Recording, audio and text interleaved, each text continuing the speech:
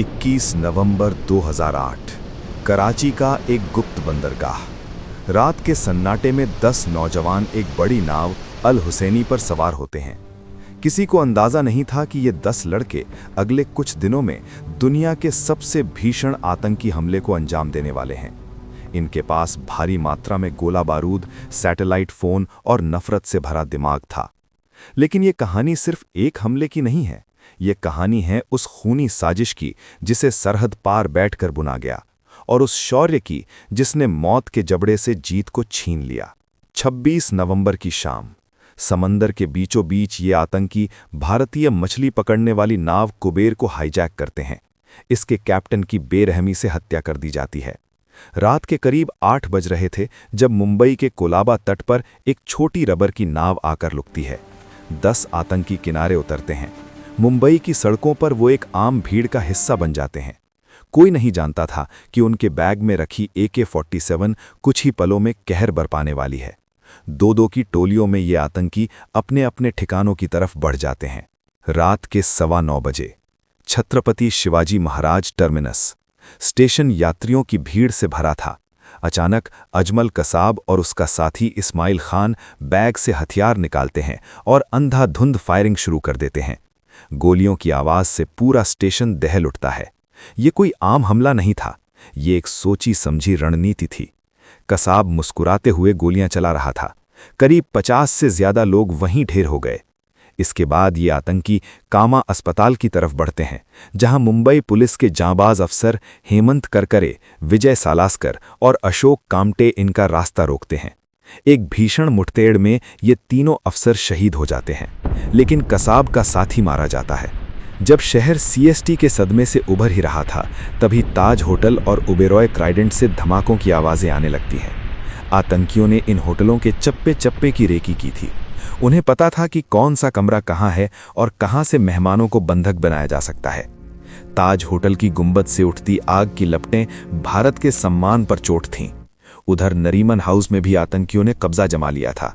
कराची में बैठे उनके हैंडलर्स, जिनमें साजिद मीर जैसे नाम शामिल थे, फोन पर लगातार निर्देश दे रहे थे। वो कह रहे थे, गोली मारो, आग लगा दो, दुनिया को दिखा दो। इस हमले की प्लानिंग रातों रात नहीं हुई थी।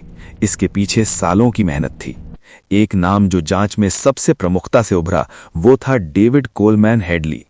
हेडली एक पाकिस्तानी अमेरिकी जासूस था जिसने मुंबई की 7 बार रेकी की थी।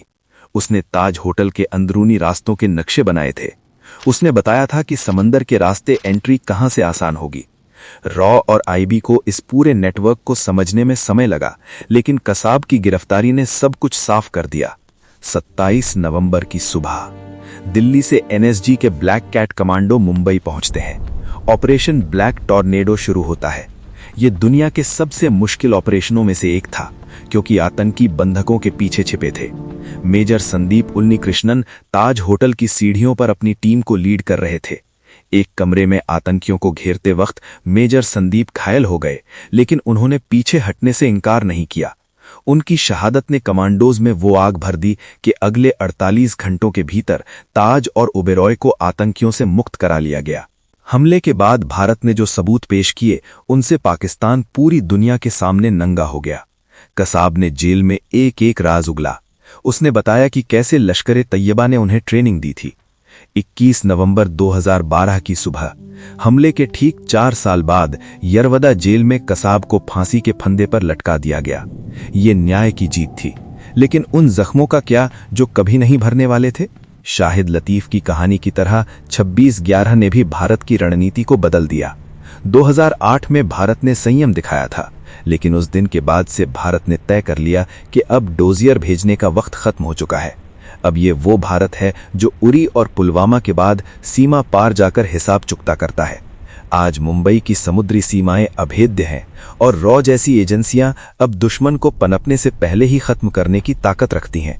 26/11 एक काना अध्याय था जिसने हमें दर्द दिया, लेकिन उसी दर्द ने हमें मजबूत भी बनाया। आज जब हम ताज होटल के सामने खड़े होते हैं तो वो इमारत हमें याद दिलाती है कि भारत को झुकाना नामुमकिन है। अगर आपको ये कहानी और हमारा रिसर्च पसंद आया हो तो वीडियो को लाइक करें और हमारे उन शहीदों के सम्मान में कमेंट में जय हिंद जरूर लिखें। चैनल को सब्सक्राइब करना न भूलें। मिलते हैं अगले हफ्ते एक नई कहानी के साथ। जय हिंद।